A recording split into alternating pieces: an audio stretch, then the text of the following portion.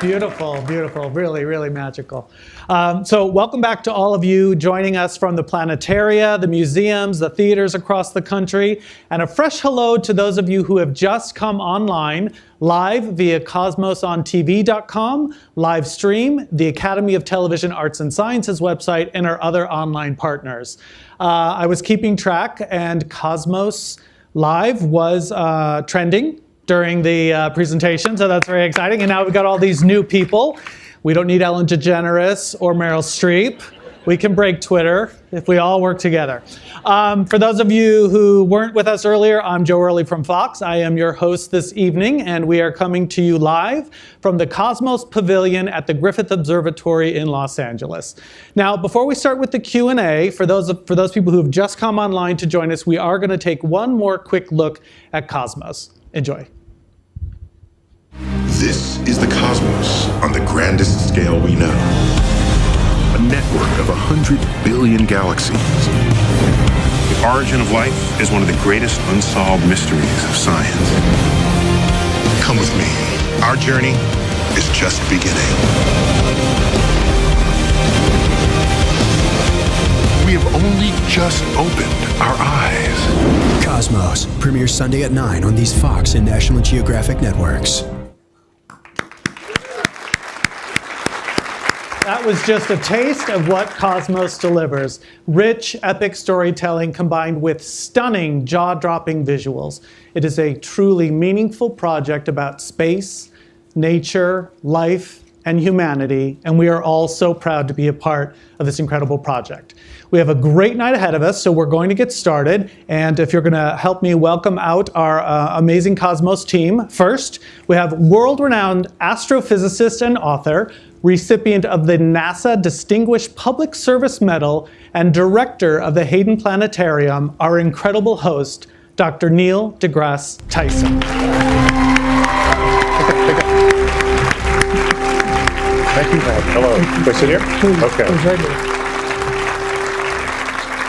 There's nothing like hosting next to the host. Next up, an award-winning writer, producer, and best-selling author who has dedicated her life to the cosmos and even has an asteroid named after her. Please welcome back our brilliant writer, executive producer, director, Annie Dreehan.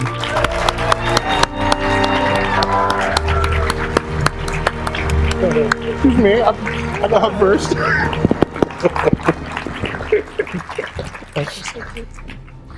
Next up, a genius. We could just say genius, really. Writer, director, actor, singer, host, philanthropist, and self-proclaimed science buff, Cosmos executive producer, Mr. Seth MacFarlane.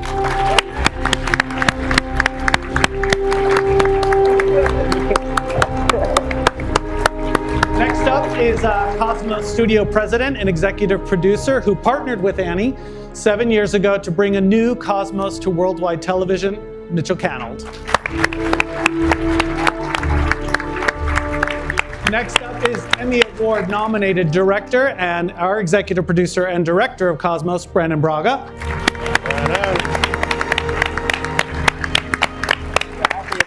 And finally, our show's tireless co-EP, the man on the ground who helped keep all of the stars aligned, Jason Clark.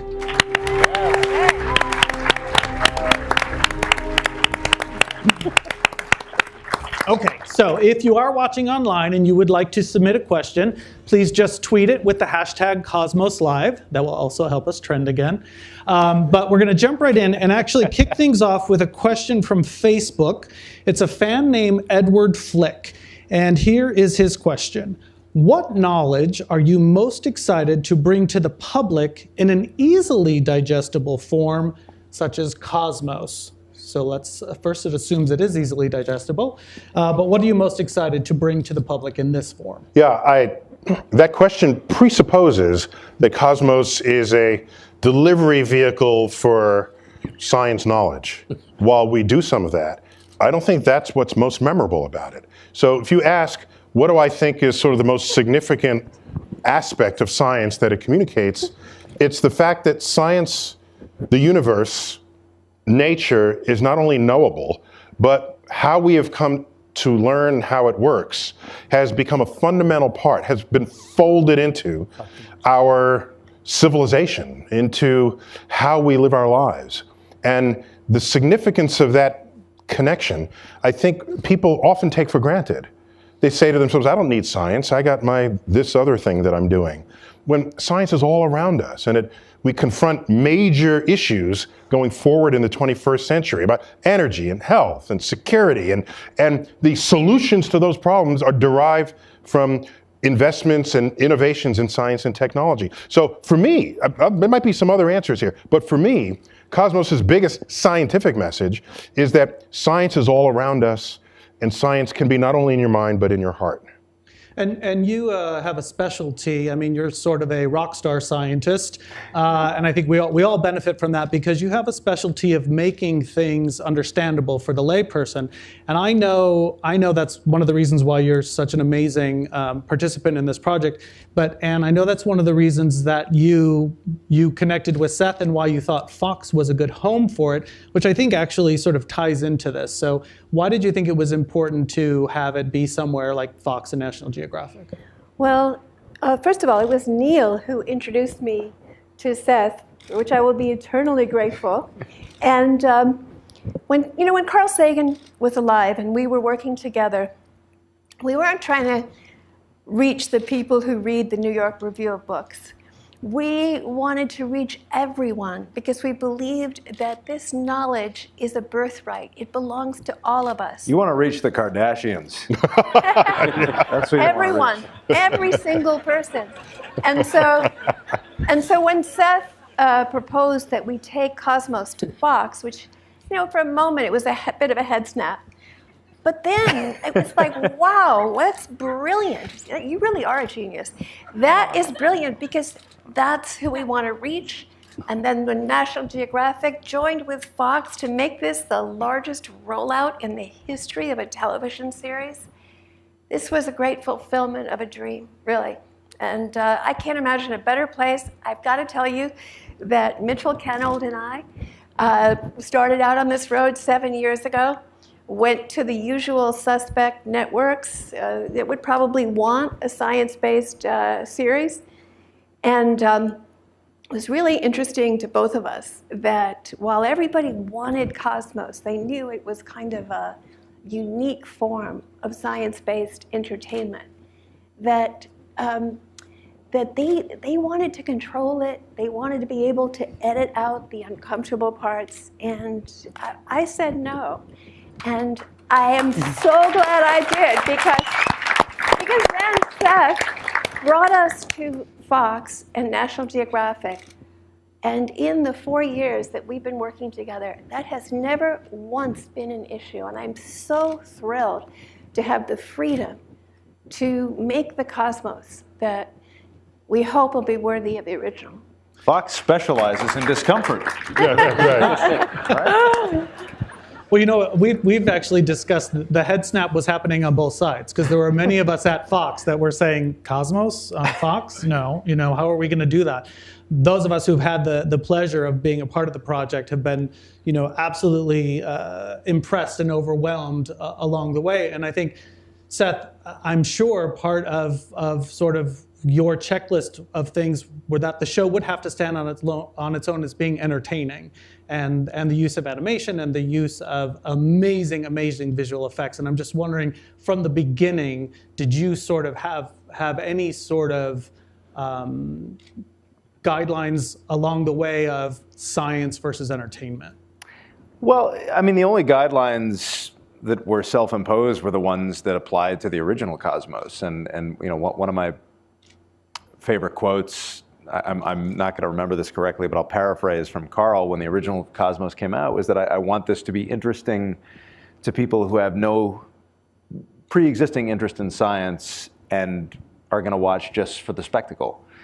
And that was what we wanted to preserve. The idea that this was certainly educational and inspiring, but that it would have a certain P.T. Barnum element as well, which the original Cosmos had in an immense way. I mean, it was particularly for 1980. It was an extraordinarily visually diverse array of images, and he worked on it. And here, Did you really work on it? I mean, the idea was I mean, there are two people who don't get recognized enough, and I'm going to indulge myself. They're probably here. Our animated sequences that were supervised by Caravallo. I don't know if she's here.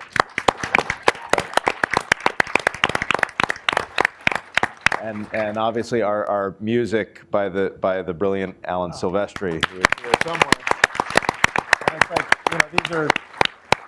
these are folks who are instrumental in helping to make this feel like a Hollywood spectacle, which is really, there has to be some streak of that in this sort of production. Yeah, and I have to butt in.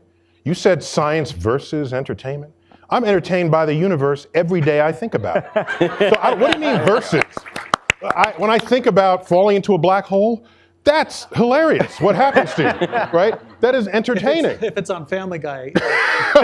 No. Really. So the concept that it's one versus the other and you have to strike some balance, I think the universe, and by the way, we can use the term entertaining on many levels. Something could be entertaining because it's inspiring. It's reaching you on many dimensions. And so I never once was thinking we have to drop one to get the other. It's the merging of the two, which if you invest some thought into it, becomes a very natural marriage of those two ideas and those two places to go. And certainly the teachers that you remember the most from your education are the ones who are the most entertaining and the ones who are able to communicate their own enthusiasm for the material. And Neil does that brilliantly. I mean, if you sit down to lunch with Neil, which I've had the pleasure of doing, you just find you're 5 years old again and you're just asking him questions. And I want to know about this and I want to know about this. And by the end of the lunch, you're like, are you Jesus? And our hope is that this show will kind of have that effect, that like it's the world's greatest teacher that you remember for your whole life. One of the lunches we had together, he's asking me 30 questions about the Big Bang. And I thought it was a little odd, but that's fine. Right. I could hook And him in the up. meantime, you ate all my fries. He always does that. He does that And a few months later, there's a whole episode of Family Guy where Stewie and his time machine go back to the Big Bang. And at the end, it's like science consultant Neil deGrasse Tyson. I was like lunch buddy Neil deGrasse Tyson. What that was. Look, we're just trying to legitimize ourselves, all right? He expensed that lunch twice. Joe, you asked, Okay, you asked about Seth's contribution and his humility. He certainly was respectful of what Carl and Ann and Steve Soder created in the original. But on the other hand, he so improved upon the model in some major significant ways. It was his thought to bring the ship of the imagination into every episode, which really provides the viewer, as they'll see in subsequent episodes, a real journey that's really spectacular throughout the entire series.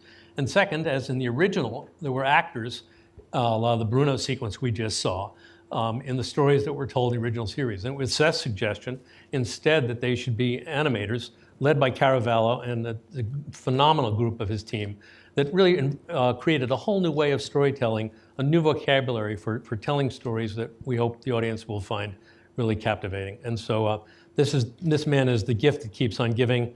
He brought Alan Silvestri to the group as well, and all of this. Brandon Braga and Jason Clark. And so what we started with, he has made so much bigger and better. made the dream exponentially greater. Great. Yeah. Let's see. Okay.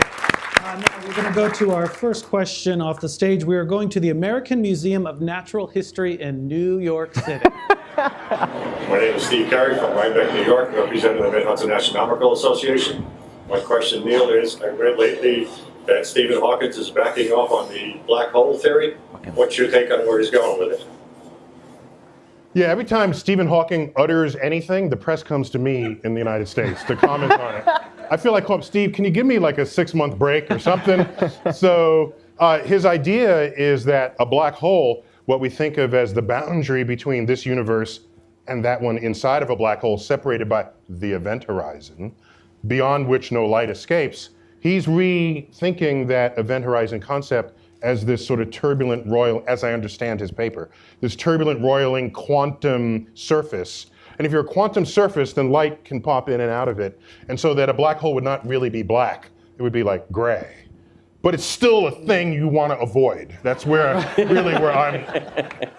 ending. Well, we have That's a the whole important episode takeaway. about black holes. Yeah. So that could be a little bit of a problem if he's. Well, paint some gray in it, I think. No, Show it in the light room. All right, now we're going to go to National Geographic Society's Grosvenor Auditorium in Washington, D.C. Hi, Ann. Andres Almeida from Washington, D.C. 35 years ago, Cosmos, a personal voyage, debuted, and it created a lasting impact on our culture. What do you hope the legacy will be of Cosmos, A Space Odyssey will be 35 years from now? Thank you so much for that wonderful question, right in the sweet spot. I very much hope that the world will see Cosmos and appreciate the power of the scientific perspective. And in my wildest dreams, Cosmos awakens us from our stupor. We take the ideas in Cosmos, that the revelations of science, to our hearts and act accordingly to preserve and protect this tiny world. When you see the pale blue dot, when you can step back from the distance of Neptune and look at your home, it's a transforming experience. I know that people say that, science is one thing and spirituality is something else, or politics, or any of those other things. I believe that. But I also believe that you can't take in what science is telling us about global warming, about the fragility of our home, about the ancient continuity of which we are a part, without feeling some sense of responsibility to preserve it and to pass it on to the next generation.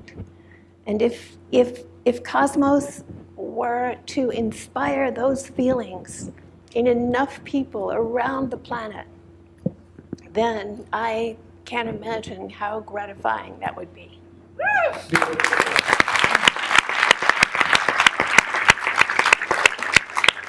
Okay, now we're going to move on to the James S. McDonnell Planetarium at the St. Louis Science Center.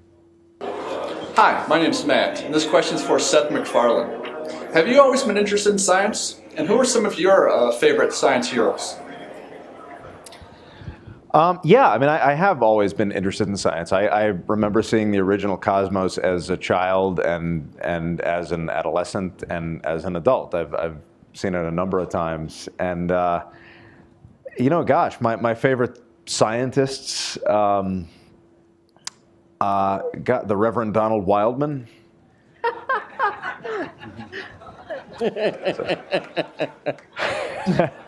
Great. Sorry. Obviously, Carl Sagan, Neil deGrasse Tyson, of course. Richard Feynman is a guy who I enjoy reading very much. Great one.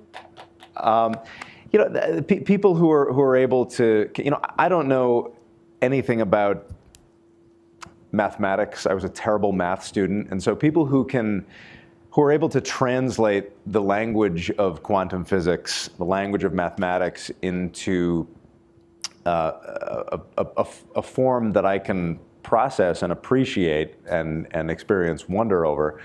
Those are the teachers that I respond to, and one of the reasons we all love Neil so much is that he's a guy who has that gift. He's a guy who can take a mathematically complex premise and explain it to you in a way that is accessible and communicates his own enthusiasm, and eat all your fries in the process. Sorry, I shouldn't be holding that over your head. It happened once. And They were good fries. I think I've heard both Seth and Neil talk about inspiring young people, with the program, along those lines of sort of awakening in people and understanding that there are careers in these fields that they didn't know about. All right, first of all, I don't think kids need any inspiration at all to have wonder about the natural world around them or to discover. That's all they do. If you let them, all right? If you let them run loose in your yard, that's the end of your yard, but they would have been totally exploratory under the rock, the bark of the tree, the leaves, in your home. They'll break stuff, but these are experiments. And so I'm worried about scientifically illiterate adults. They run the world. They wield resources. They're in charge, and they outnumber the kids. So the kids will see cosmos. Yeah, I love that. Yeah, we all knew. It's the adults. It's everybody, yes. But the issue in modern time is, do adults have the wisdom and insight brought to you by a scientific perspective to actually lead this world into the future? Because it doesn't matter what you do with the kids. The adults who are in charge don't have it. You are throwing seeds to fallow ground. All right. Don't get me started. I think I did. Here's a question from Twitter. It comes from @KobeCobb. And this is an interesting one. Do you think time is slowing down? As in, is the universe really expanding faster, or has time slowed down since the Big Bang? I keep trying to figure out how to get more time in my day. Easy question. Okay, so these are very interesting questions, and there's a cottage industry in physics and astrophysics where we ask, are things the same between now and the past, or have they somehow changed to fool us into thinking that something has changed? It turns out what an atom does with the electron in the nucleus, when electrons change energy levels, when they spin, when they do these quantum things, we can measure exactly the same phenomena in atoms across the galaxy as we can here. And there's something called the fine structure constant. It is a constant of nature, hardly ever gets out to the public. But it is one of the greatest measures of the constancy of the universe, not only across space, but through the depths of time. So in fact, the constants of nature, as we have come to query them, and as they have come to respond to us, have been the same throughout space-time. So that's a no. Great answer. No, yes. No. Make sure. Okay, sorry. I'm like watching his lips. I think it's a no. It's like, no, we're cool. Okay, good. Excellent. We got the expanding universe thing. Okay, great. Let's go to London, see if we, this one I can handle. I can understand the question. Let's go to London. I think we're at we have a fan who's in front of the National Geographic Channel offices in London, England. Hi, this is Danny from London. My question is, what is your favourite fact about the universe? Let's start with Jason. My favorite fact about the universe. Thank you for that. Working on Throw me the easy one. Working as on Cosmos must have exposed you to a lot of new facts. You know, I've learned so much on this, and the one thing I've learned is that just work the queen into that somehow, and you'll be fine. This has been an adventure, and that science is not an experience of book learning. It's an adventure, and Cosmos has been this. You know, there's so many great stories that haven't been told that when you hear them are about our human experience, and they related to me on a very, emotional level. I was surprised all along the way on how much I was moved by the stories, whether they were past scientists or whether they're truths about this universe that we live in. So I don't have a favorite fact about the universe, but I can say that I have been exposed to something by the experience of working on Cosmos that I think has changed me and made me a deeper person. And I think they're great stories here, and I'm excited about. And Brandon, you have such an impressive body of work dealing with science, science fiction. And this obviously is more science fact. Is there a favorite fact about the universe that comes to mind? That is an impossible question to answer. Thank you, Brandon. I'm still mulling over the time travel answer. About favorite fact about the universe. My favorite new idea is the idea of the multiverse, which is touched upon briefly in episode 1. That there's maybe an alternate me that's happy out there. And that's 500 visual effect shots from now. But But the multiverse concept, which, Neil, is relatively new, is really cool. And I really hope, a commonly asked question I've been getting is, why Cosmos, why now? And I'm like, when is it not a good time for Cosmos? And I really hope another 30 years does not go by before there's another one.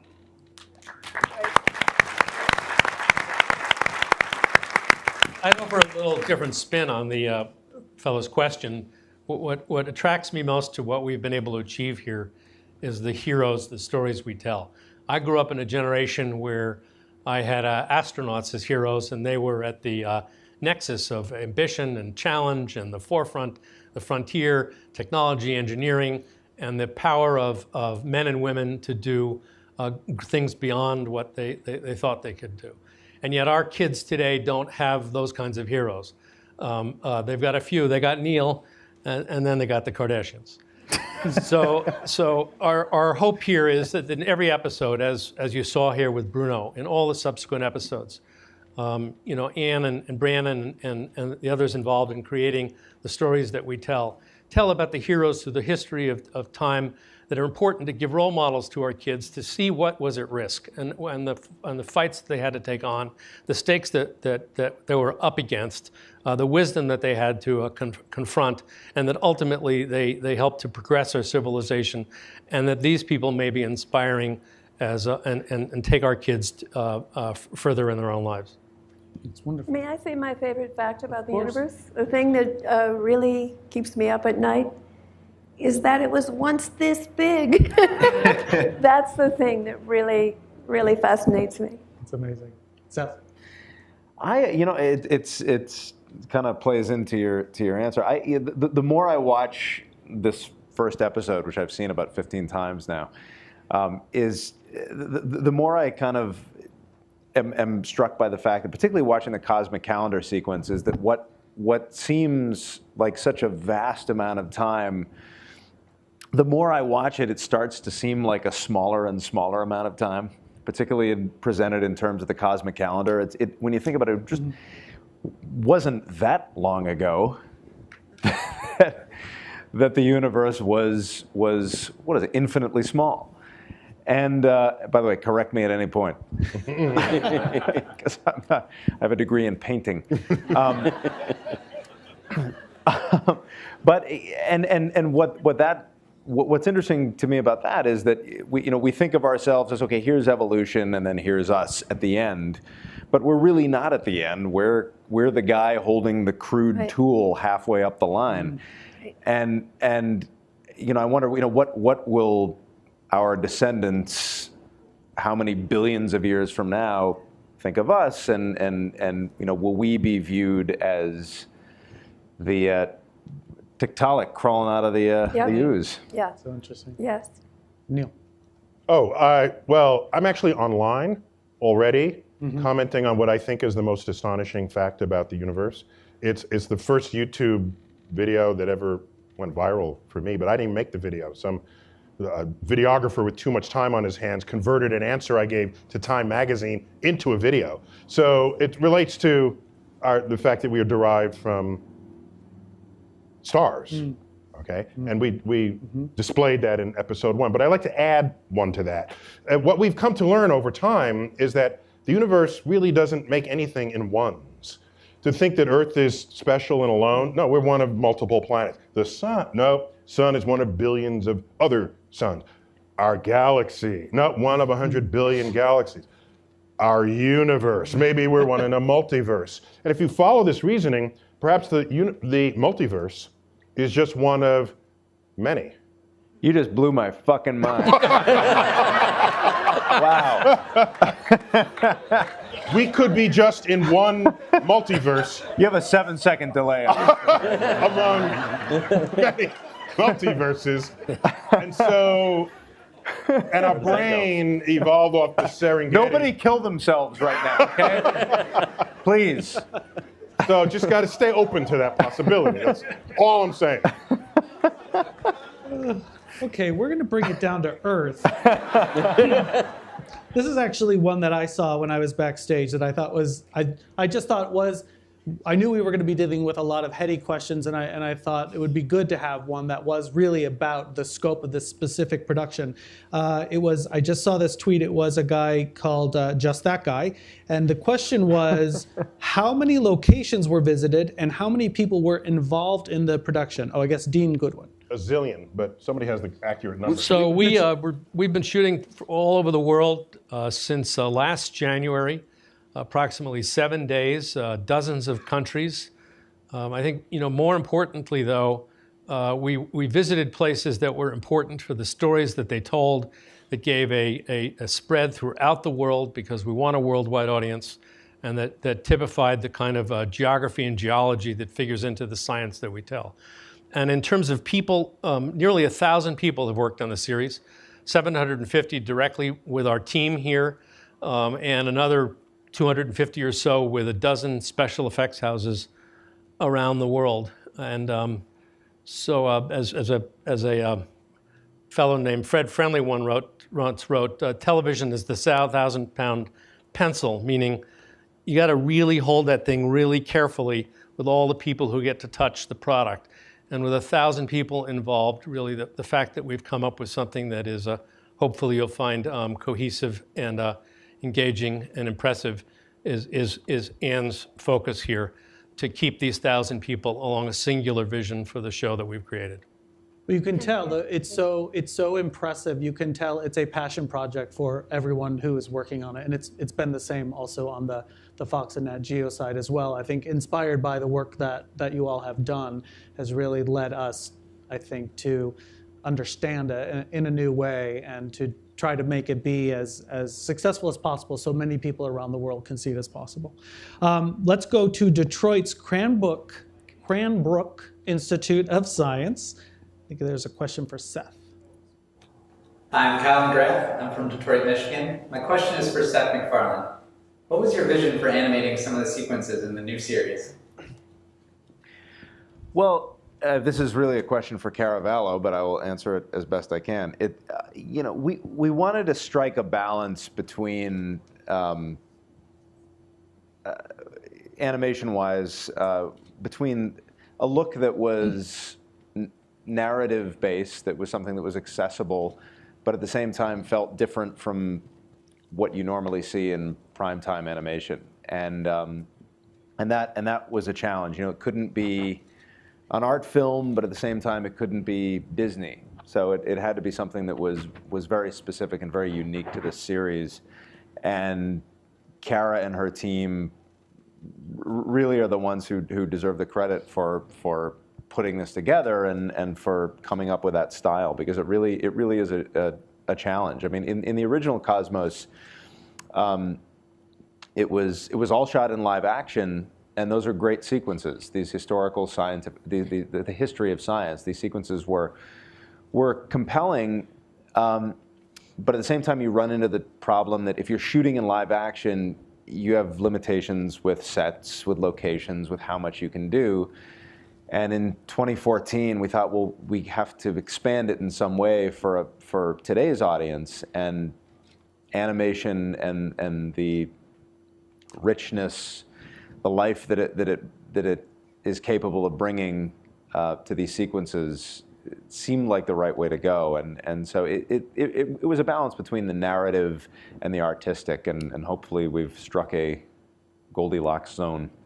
What I like most about the animation is there's photorealistic texture mapping onto the surrounding scenes, the cobblestone or the walls of the banners, the sky, the trees, and so it gives it just a different feel. Like you said, it's not Disney and it's not something you otherwise. We talked about with Cara bringing real physics into that, whether it's fire or any of those kind of things, and the way the light, and that seems to be something that makes it a little more accessible and feel like part of Cosmos. One of my favorite moments of this episode is when Bruno is waiting to be executed and he imagines that the cell walls fall away and he floats one last time in his mind through the universe.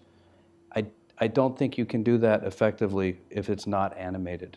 Yeah. I don't think you would have done that with live action and had it look anything like it was like the Flying Nun or something. But that's I think really those magical moments could only have happened, for example. And directorially, whether it's live, Neil, on location versus on green screen versus the visual effects that you knew were coming or the animation, was that a challenge to cover such a huge range in one program? Was it exciting? Well, as Mitch mentioned, a lot of people worked on this show, and we shot for, just a correction, 70 days, not 7, just to make the records. For Mitch, it felt like 7 days. I guess. Time. But one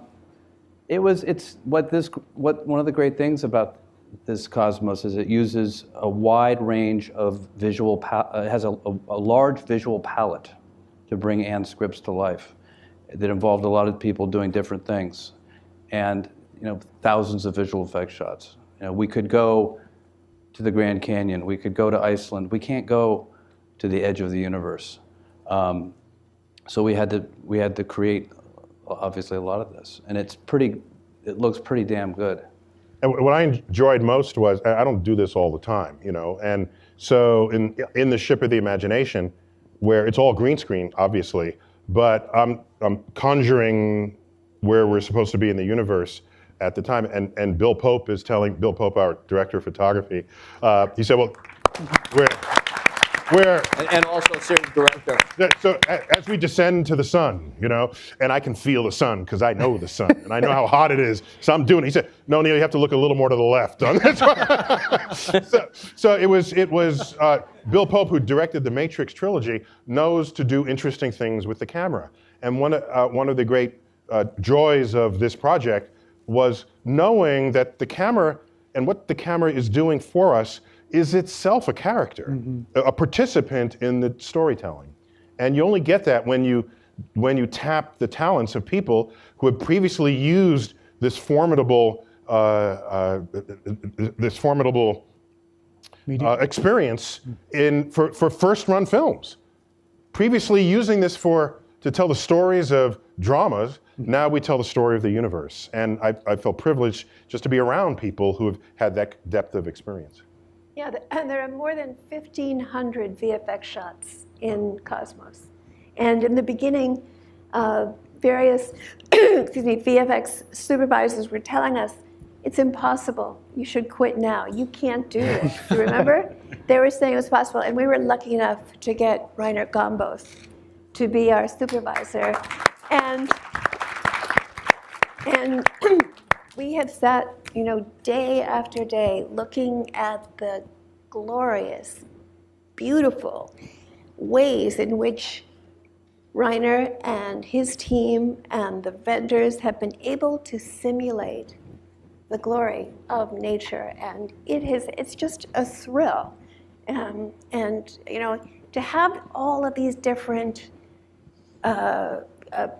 crayons to draw the picture of Cosmos with, to have the animation, the VFX, Neil's brilliant performance, his great personality, all of these elements. I do. Okay, no. Well, it's all state of the art. I mean, it really is all exceptional, and I do think that the mixing of the different types of media is what also propels sort of an energy through it while you're watching it, because you just keep moving. And Neil takes us in, and having been lucky enough to see some of the animation when it was rougher, it is now, you cannot tell the difference between the live nature photography and what you have created on a micro level. And I think that really, for the viewer, is going to keep them moving right through the episodes, which is, so entertaining and exciting. Okay, let's go to, internationally, we're going to travel to Singapore, to the Art Science Museum at the Marina Bay Sands in Singapore. I think this is for Neil. Hi, my name is Fan, and my question for Dr. Tyson would be, you filmed Cosmos around the globe. Which was your favorite city and why? Great question. So my favorite location, just because it was mind-blowing to me, was Iceland.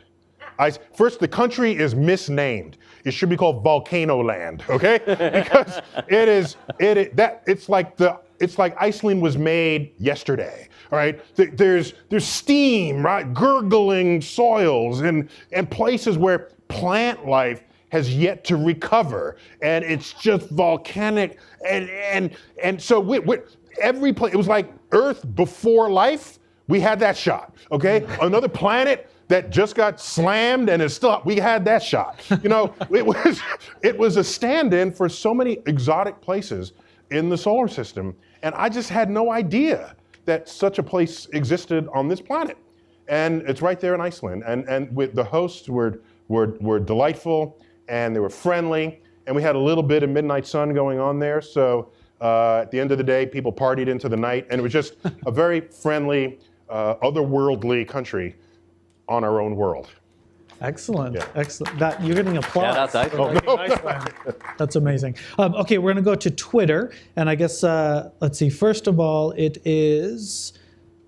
They're saying, looking forward to seeing your new series. It's from @idea2go, and it's a tweet, so it's a little bit truncated. Sagan's intro mentions atoms as massive as stars. Is it true? Can you explain? I believe Mr. Sagan actually said atoms as massive as suns, right. But the tweet is, are there atoms as massive as stars? Is it true? Well, no, I thought I said that, actually. Oh. Yeah. Well, it wouldn't matter. It's a double correction. Yeah, no, that's fine. That's fine. I mean, in the universe, in our lives, we have such a limited range of cosmic life experience. The temperature range in which we experience and live, the range of density, the range of, just think about how restricted our lives are compared to what is possible to experience in the universe. From the temperatures at the center of the sun, to the densities and temperatures at the beginning of the universe, to the density at the singularity in the center of a black hole. So when we talk about atoms as dense as massive as suns, there was a point where you had the mass of a sun in the volume of an atom. We had the mass of the universe in the volume of an atom. And it's like I said, this stuff sounds crazy, but our senses are not useful to decode phenomena in the universe that did not arise in the life experience of our species. Our biological senses are good for knowing when you're about to be eaten by a tiger, all right? You run, it's this big, but we don't see bacteria. So we're susceptible to disease in ways that you are less susceptible to tigers.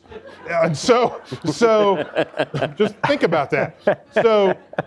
And we don't always look up, and that's where the asteroid comes from. So yes, the universe is full of extraordinary extremes of what our senses can only imagine, or what our brilliant visualizers can help our senses capture. So that's a yes. Okay, we're going to go to Chicago's Adler Planetarium, my hometown. I think we have one for Seth here, and it's a very interesting question. Hi, my name is Jake McCrisky. I'm downtown Chicago at the Adler Planetarium. This question is for Seth MacFarlane. How did you meet Anne Druin, and how long have you been collaborating with her on the Cosmos project? You touched on it a little bit earlier, but yeah, Anne and I fought in Korea together. She won. She won. Yeah.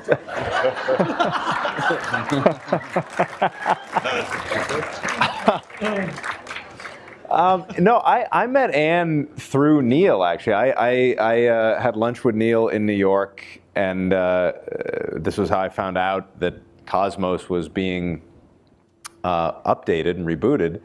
And I was very, very excited to meet Anne because I had read her work and Carl's work throughout my entire life. And I remember being at that was it Crustacean, that restaurant in Beverly Hills. Right.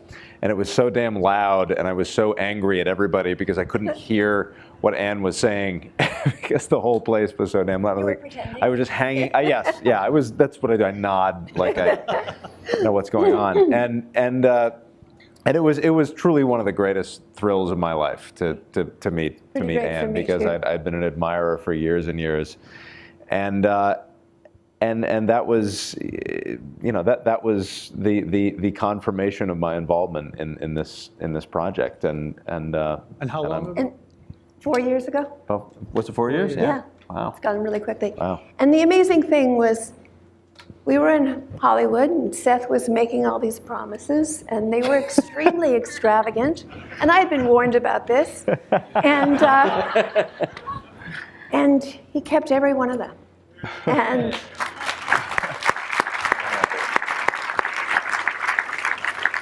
Okay, here is a question from Facebook fan Darren Matisco. It's for the whole panel. If given the chance to leave Earth for another world that has intelligent life on it, but you could never return or communicate with Earth again, would you go? I won't even drive to Culver City.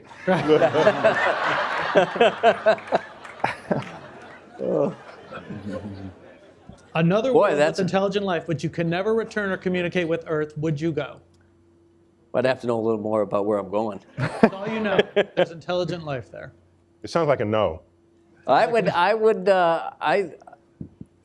love my existence here. I don't know that I would change it. Is it just beer and wine, or is there like? Yeah. Will there be meals served on the flight? Is there anyone who would go? Or would everyone choose to stay on Earth? You'd go? I'd take the gamble. There we go. Are you that unhappy? Yeah. We need to find us other Brandon immediately. Anywhere but here. Anywhere. All right, let's go then to San Francisco at the Morrison Planetarium at the California Academy of Sciences. I think it's another question for Neil. Hi, my name is Annie from San Francisco, and my question for Dr. Tyson is, what are some of your hobbies outside of science? Oh, hobbies. Though I had very little occasion to do so the last year that we've been filming, I love playing with my kids as I can, and going on play dates with my wife. We go to theater often, musical theater if available. They don't rotate as quickly as dramatic theater does. I like reading antiquarian science books, which puts any modern thought in a context of how much of it you should treat skeptically or with confidence when you see people speaking with confidence hundreds of years ago about things you would later learn to be completely wrong. You're a pretty skilled dancer. Yeah, though, but too, when are the you Latin not? ballroom dance. Wait. I am distinguishing what are current hobbies from stuff I used to do. That's all I'm saying. And you were also a pretty damn good wrestler, right? In my day.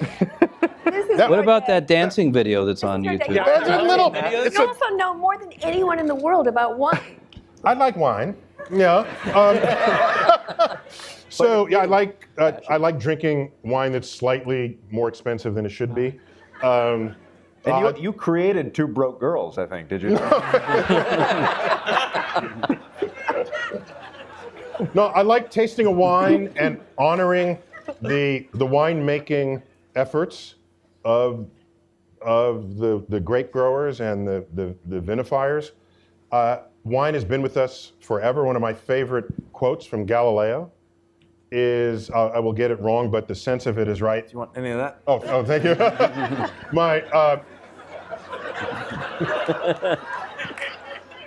Galileo said that the sun can hold all the planets in their appointed orbits without fail, yet manage to ripen a bunch of grapes as though it had nothing else in the world to do. That's beautiful. Galileo. There you go. Okay, this is exciting. We're going to go to Orlando's Kennedy Space Center for a question, I think, for Anne.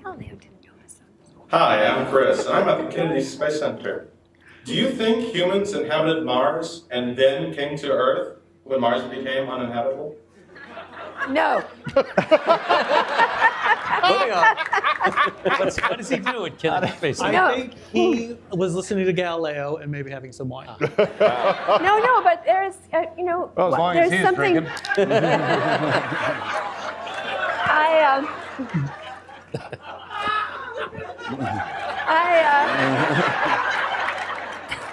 I think what he might be thinking is of the Martian micrometeorites, and there might be some. He's not completely. I mean, I don't think humans, migrated from Mars. Not at all. But the possibility that early life came from elsewhere in the solar system in its most inchoate state is a totally as we even say in the show, a possibility. It's the thing we don't still yet know. Yeah, it's we learned that when an asteroid strikes, we learned that when an asteroid strikes, it can send a sort of reverse shockwave back up and cast rocks into space. Right. Rocks that can have life as stowaways in the nooks and crannies. And here's the part where you cue the Twilight Zone music. We have life on Earth. By the way, space is dry, cold, and radiation intensive. We have life forms on Earth that are resistant to radiation on a scale that Earth does not need you to be resistant to. We have life forms on Earth that survive extreme conditions that they don't have to survive. Why do they have these properties? And it has been suggested that life on Earth may have germinated on Mars, gotten thrust across space through interplanetary space, landed on Earth, seeding life on Earth with life forms that include those that are radiation resistant, as well as life that you can freeze dry, reliquefy, and have them come back to life. That's amazing. So it is not a completely crazy idea that life on Earth came here from Mars, making all of us descendants of Martians, if you want to think about it that way. And one last point about one last point about that. If you have everybody, keep going. No. Now you forgot your last one. That's what happens. I'll come back to it. Go on. No. We're I'm like, I don't care. Keep going. All right. So what's interesting is what we don't know on Earth is whether there were two genocide on Earth. Because all life on Earth that we have tested has common DNA, which points to a common origin. If we go to Mars and find evidence of life, either there now or past life, and it has DNA, we test the DNA, and we might be able to find the earliest branch point of biology on Earth, starting on Mars. Now, if we find life and it has no DNA, that's more interesting because it meant its identity was encoded in a way that had nothing to do with anything we understand life to be. And that would be cool. But now, one last thing. Ready?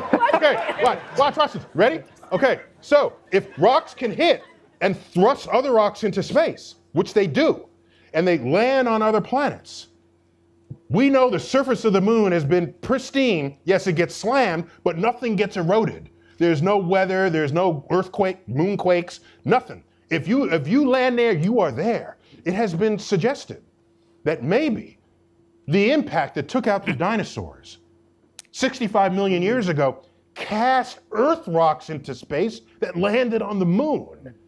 And if you search the moon for rocks from Earth, they may contain fossil evidence that goes all the way back to the beginning of life on Earth, getting us evidence of life farther back in time than we could possibly recover from Earth itself. Incredible.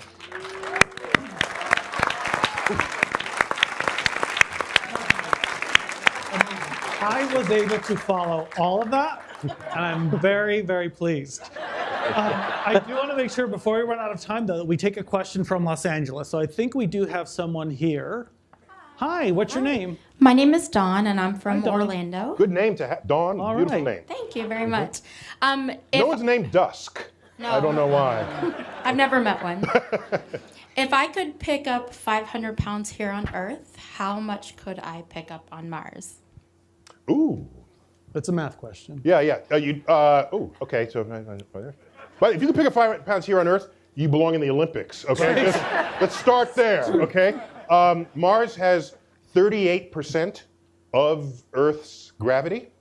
So 500 pounds would be 38% of what you could pick up. So if I do the math on that, it would be something like 1,200 pounds, 1,300 pounds, around there. And so you'd be even more awesome there. Absolutely. Yeah. Perfect. Thank you. Okay, Thanks, Don. good. Joe, if I can, just before we run out of time. You have a different answer? No, I want to. Neil, I know. It sounded like. Neil gets this stuff from me. Yeah. And before we run out of time, we wanted to thank a couple of constituencies in particular. It was Ann's and my notion that we include all the planetaria around the world that are joining us today and the affiliates internationally, because it was important to us to really give you all a preview of this series. And we appreciate that you've all embraced this and that it's been supported by our sponsors. And second of all, as one of the senior executives told us at the outset at Fox, when Fox and National Geographic get behind you, watch out.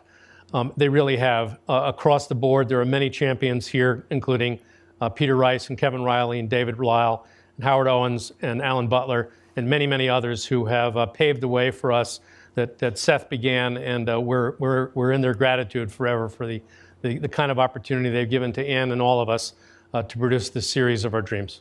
I'd like to add, excellent. I'd like to add that for urban residents, for so many of us, as I was, our first encounter with the night sky is your city's planetarium. And so it's just, I feel very warmed knowing that we have some of the major planetariums out there joining us. People in Chicago and Los Angeles and New York, St. Louis, places where that's your ticket to the universe. And so I just want to just give a shout out to the planetariums out there. Of course, I represent the Hayden in New York, but basically it's not many other sciences do you have those kinds of conduits to the frontier. You'll also be very happy to know that every one of our theaters was sold out tonight. We had people in New York in 20-degree weather waiting for several hours. It's not that, 20 degrees is not really. Cold in New York. Well, it rained here the other day. So, you know. Did you have Yeah, and I closing just thoughts? wanted to say that, the original Cosmos series was written by Carl Sagan and Steven Soter and me. And when I began wanting to do another Cosmos, I turned first to Steve Soter, and we wrote the original drafts of most of the episodes together. Unfortunately, he had to depart a couple of years ago, but I treasure those endless 7-day weeks with him, just imagining what the new Cosmos could be. Thank you. Thank you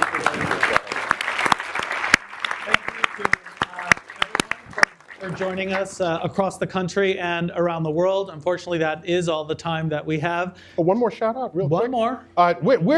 We're about to retire to the Griffith Observatory and Planetarium. I just want to give a shout out to Ed Krupp, who is going to let us run all over his place this evening.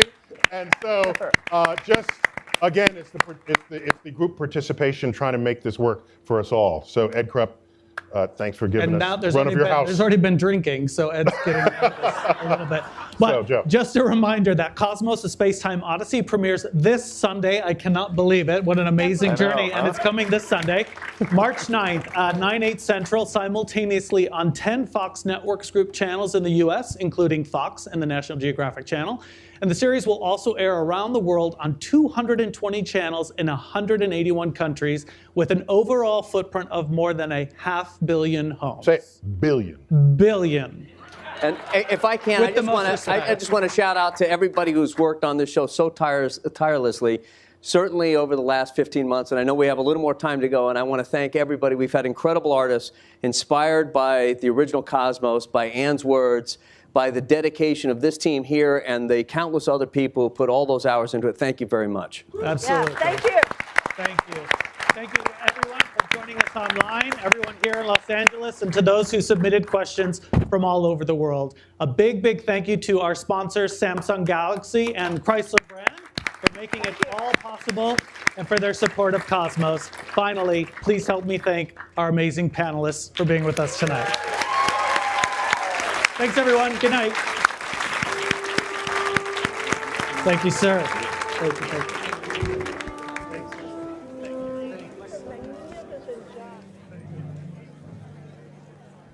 Thank you so much. Thank you, thank you, thank you. Okay, big life moment here. Little Jack's finally ditching the training wheels and hopping on a big boy bike. Wait a second.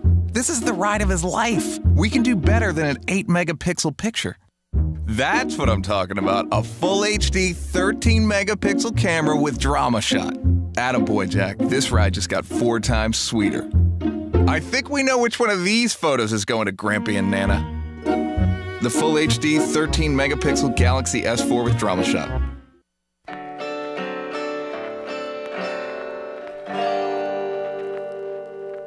Is there anything more American than America?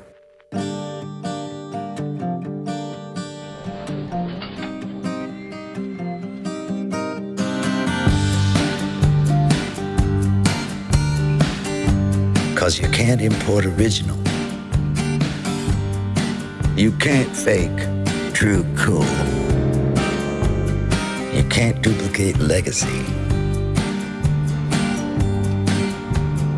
Because what Detroit created was a first and became an inspiration to the rest of the world.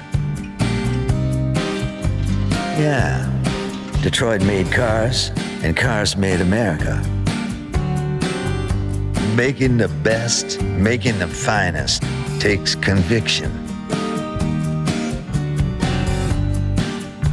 And you can't import the heart and soul of every man and woman working on the line. You can search the world over for the finer things, but you won't find a match for the American road and the creatures that live on it. Because we believe in the zoom and the roar and the thrust. And when it's made here, it's made with the one thing you can't import from anywhere else. American pride. So let Germany brew your beer. Let Switzerland make your watch. Let Asia assemble your phone.